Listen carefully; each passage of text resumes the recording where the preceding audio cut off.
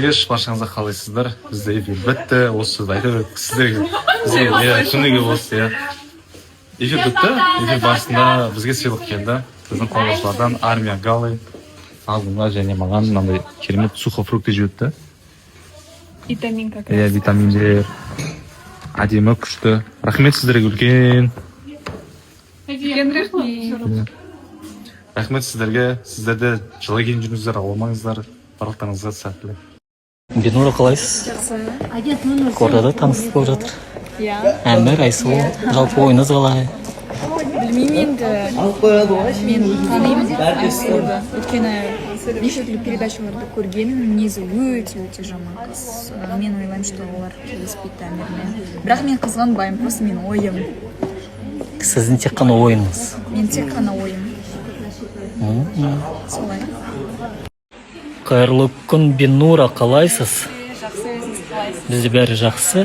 Әлеуметтік желіде қаншалықты белсендісіз? Қазір ғана белсенді болып жатырмын. Осы уақытқа дейін.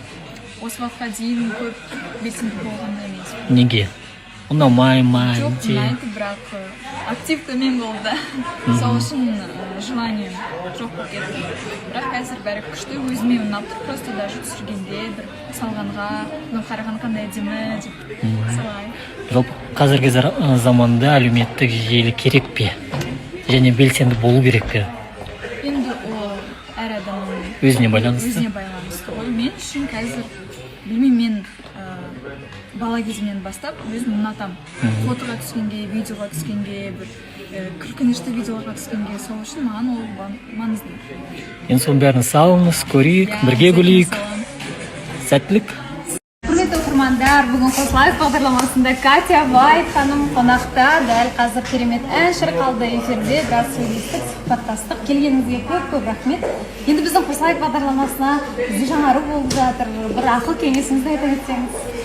Жаңаруларыңыз құтты болсын. Біріншіден, бүкіл бастаған қадамдарыңыз әрқашанда алға баса берсін дегім келеді. Және де екіншіден, әрине бұндай бағдарламалар қазіргі заман талабына сай керек біздің елге, жастарға. Енді бұл бағдарламада көбірек үлгі-өнеге, жүректі сезіну, білу деген сияқты дүниелер көбірек айтылса, жақсы, нұр үстіне нұры болар еді дегім келеді. Келгеніңізге көп рахмет, өте қуаныштымыз.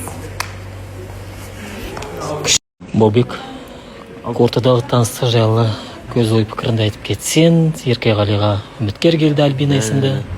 Еркеғалиға жақсы үміткер келді деп ойлаймын. Мен андай көзім минуста, мен үміткерді қатты көрмеймін, тек сұлбасын көрдім. Бұлайша әдемі, өте сұлу қыз секілді, енді жұрттың айтуы бойынша Еркеғалиға жарасады деп ойлаймын. Кабулы өшеше бойлары Еркеғалидан кішіде сияқты. Жалпы Еркеғали екеуі бір-біріне келісіп тұрған сияқты.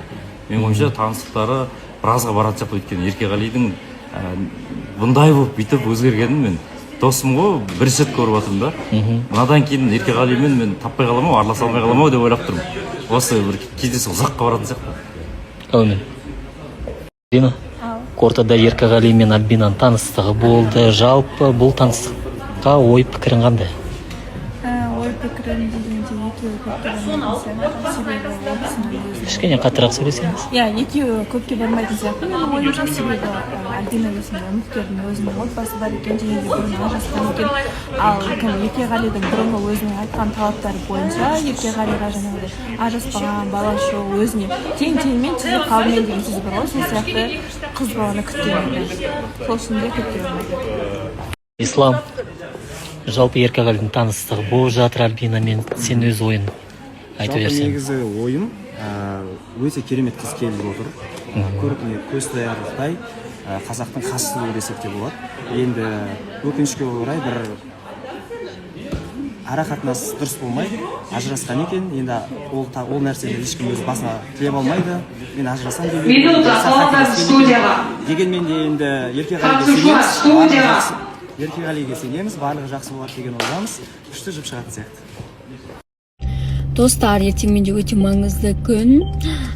Ерте қатты қобалжитын күн. Қазірдің өзіне уже қобалжып отырмын. Не етемін, не істеймін, қалай болады деп. Ертең біз Айсаның үйіне барамыз. Не ем, не істеймін деп отырмын. Сторис салайын ба, салайын ба?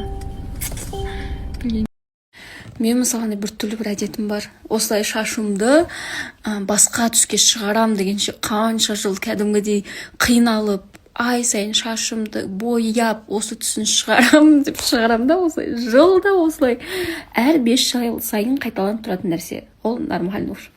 Енді мен осы шашымды боядым.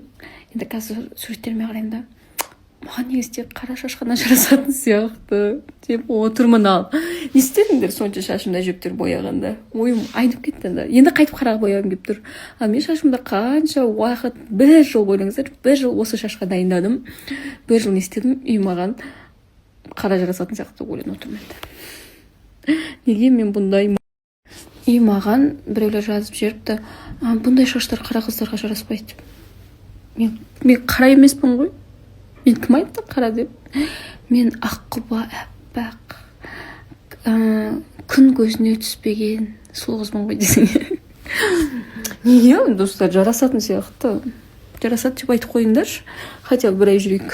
Болмаса ертең мен қара қойып істей саламын. Бір түрлі әдетім бар сондай. Короче, ұйқы жоқ. Сол баяғы Абекең қалада жүргенский. Қар деген әдемі жауып жатыр. Сәл-пәл прогулкаға шықтым кішкене. Мынау жапалақтап жауып жатыр да. Күшті болып жатыр балалар. Нұр жауып тұр ғой, нұр. Шақпақтан өттік, машина ұшты ғой.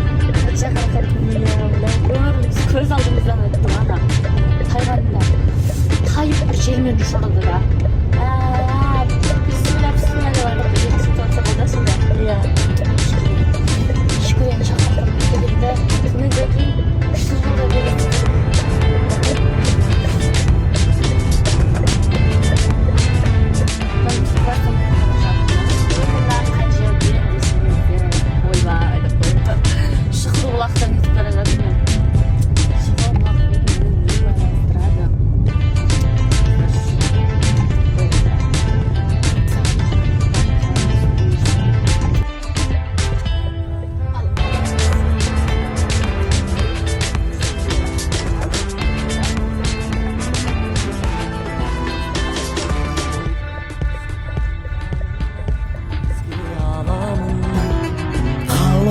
Şamдар жарқырап түрлі түспенен тұрғанда жаным көңілде ауылым арқырап шырағым жақта. Осы менің ауылым шатастырып жатады. Қарағанды Тезершта туылдың ба, әлде Арыста ма? Менің туған ауылым мені Ағдала. Аңсарым ауып іздедім сені ауылым, ауылым аңсарым әппақтарыңды тұнып кешіңді алма бағыңды өзіңе барды қуып сағынды.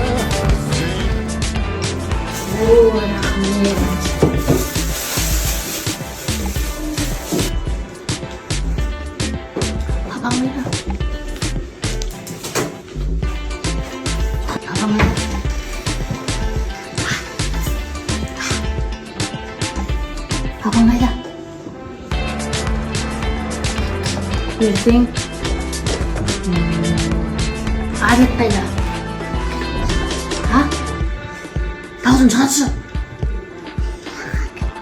Кетіп қалдың ба? Нүрік қақпа? Ана, кетті.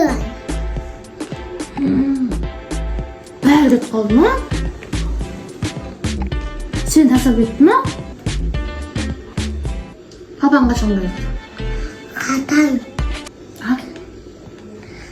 Еттің. Ертең?